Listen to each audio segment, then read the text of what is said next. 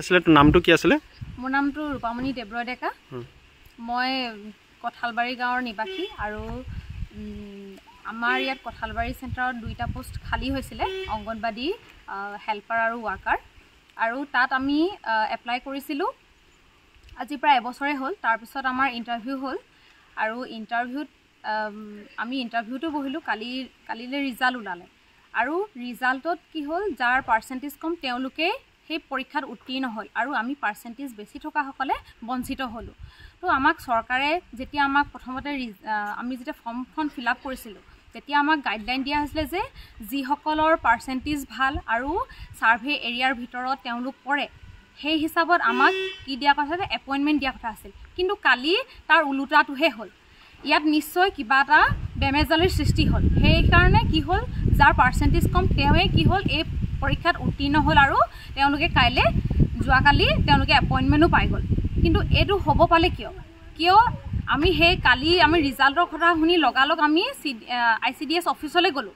তাত আমি বাইদেউহঁতক সুধিলোঁ যে এইটো কিয় হ'ব পালে। তাত বাইদেউসকলে ক'লে যে তোমালোকৰ এৰিয়াত TGLৰ সংখ্যাটো বেছি হোৱাৰ কাৰণে ইয়াত TGLে এপইণ্টমেণ্ট দিয়া হ'ল। কিন্তু আমাক যিহেতু ইয়াত এটা বেমেজালিৰ সৃষ্টি হ'ল, গতিকে মই আমাৰ মুখ্যমন্ত্ৰী ডাঙৰীয়াক মই তেওঁৰ ওচৰত এইটো দাবী উত্থাপন কৰিছোঁ যে তেওঁলোকে কোৱাৰ মতে যোগ্যতা ভিত্তিত তেওঁলোকে যিটো পোষ্ট দিয়াৰ কথা আছিল সেই মতে দি আমাক ইয়াত উপযুক্ত পদত আমাক নিযুক্তি দিয়ে যেন।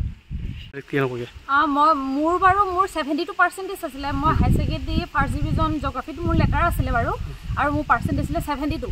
কিন্তু মই জনামতে মোৰ যোনজনী কণ্টেষ্টত আছিলে তেওঁৰ আছিলে মাত্ৰ 58 আছিলে নেকি, মই জনামতে তেওঁ 58 আছিলে। আৰু আমাৰ যিগৰাকী সহায়িকাই দিছিলে, যোনজনী এতিয়া পাইছে তাই আছিলে 3rd ডিভিজন, আৰু যোনজনীয়ে এতিয়া মানে তাইৰ কণ্টেষ্টত আছিলে তাই আছিলে 41%। তো যদি চৰকাৰখনে যোগ্যতা ভিত্তিত দিছিলে তো তেওঁলোকে এতিয়া কি যোগ্যতা আছে তেওঁলোকক এপইণ্টমেণ্ট দিলে? চৰকাৰেতো আমি সেইদিনাখন ৰাইচাৰ ফিল্ডত যিহেতু সেইদিনাখন CM আহিছিলে, তো তেওঁ কৈছিলে যে এখন নিকা সমাজ এখন গঠন হৈছে আৰু আমি মানে ঘোষমুক্ত কৰিবলৈ বিচাৰিছোঁ। তেতিয়াহ'লে তেওঁলোকে এইটো কি হিচাপে তেওঁলোকক এপইণ্টমেণ্ট দিলে? যোগ্যতা ভিত্তিত দিলে নে ছাৰ্ভে এৰিয়া দূৰত ডিষ্টেঞ্চটো চাই দিলে নে তেওঁলোকৰ কোনোবা মিতিৰ আছে নে চৰকাৰে তেওঁলোকক মানে চাহ বাগিচাৰ TGL এৰিয়া হয় নে তেওঁলোকে সেই TGL এৰিয়াৰ ভিতৰত তেওঁলোকে এনেকৈ গণনা কৰে? যদি TGL এৰিয়াত তেওঁলোকে যদি TGLখিনিকে যদি বিচাৰিছে তেতিয়াহ'লে কিয় তেওঁলোকে আমাৰ মানে ফৰ্মখন ছাবমিট কৰে তেওঁলোকে কিয় একচেপ্ট কৰিলে? আমাক সেইটো প্ৰশ্নৰ উত্তৰ লাগে। আৰু চৰকাৰেতো TGL কি হ'ল? হয়, মই কঠালবাৰী চেণ্টাৰত মই সহায়িকা হিচাপে মই এপ্লাই কৰিছিলোঁ। মই ইণ্টাৰভিউ দিবলৈ গ'লোঁ, ইণ্টাৰভিউ দিওঁতে ঠিকে আছিলে। তাৰপিছতে আমাক মানে কি হ'ল, ইয়াতে চব TGL দিছে আৰু জেনেৰেলবিলাকৰ ইয়াত একো নাই, মানে স্থান নাই, মানে চব ক্ষেত্ৰতে আমাক আঁতৰাই থয়। মানে তেওঁলোকে আগবাঢ়ি যাব নিদিয়ে, মানে অকল জেনেৰেল TGL কৰিয়ে থাকে যিকোনো ক্ষেত্ৰতে।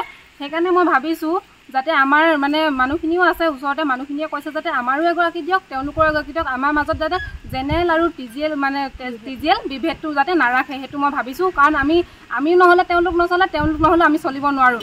সেই তেনেকৈ মই ভাবিছোঁ, মোৰ মতে সেইটো হ'ব লাগে বুলি। সহায়িকা পদত এপ্লাই কৰিছিলোঁ, তাৰপিছতে মইতো নাপালোৱেই, মোতকৈ কম মানে নাম্বাৰ থকা এগৰাকীয়ে পাইছে। তাৰপিছতে এতিয়া মই মানে পইচা গোন্ধ পাইছোঁ, কাৰণ মোকো কেইজন মানে মোক কৈছিলে পইচা দিব নেকি বুলি কৈছিলে। যিহেতুকে মোৰ ইমানখিনি ক্ষমতা নাই, মই পইচা নিদিলোঁ। আৰু মুখ্যমন্ত্ৰী ডাঙৰীয়াই বাৰে কৈ আছে যে শুদ্ধ আমি যিখিনি মানে যোগ্যতা আছে তেওঁলোককহে দিম। সেইকাৰণে আমি পইচা কথাটো চিন্তা নকৰিলোঁ। কিন্তু ইয়াত পইচা খেল হৈছে, সেইটো আমি মানে 100% সঁচা কথা। এইটো ঘৰ, অফিচ, গুদান আদি সলনি কৰাৰ কথা ভাবিছে নেকি? পিছে সলনি কৰিব হয়, সকলো বস্তু এঠাইৰ পৰা আন ঠাইলৈ সহজে নিয়াটো জানো সম্ভৱ? চিন্তা তাতেই নহয় জানো? কেৱল ঘৰ অফিচে নহয়, ডাঙৰ মেচিন, বাইক, ডাঙৰ গাড়ীকে ধৰি সকলো বস্তু। পিছে এতিয়া আৰু চিন্তাৰ কোনো কাৰণ নাই। আপোনাৰ এটা মাথো ফোন কলতে সমাধান হৈ পৰিব এনেসমূহ সমস্যা। আপোনাৰ কাষত আংকুশ কাৰ্গো পেকাৰ্ছ এণ্ড মুভাৰ্ছ সমগ্ৰ ভাৰততে প্ৰভাইড কৰে ডোৰ টু ডোৰ ছাৰ্ভিচ। গতিকে দেৰি কিহৰ? এতিয়া যোগাযোগ কৰক 9957630102 অথবা 9546214823 নম্বৰত। লগতে ঠিকনা ফটাহিল আমবাৰী নিয়েৰ অনাথ আশ্ৰম, আমবাৰী থানা, গুৱাহাটী।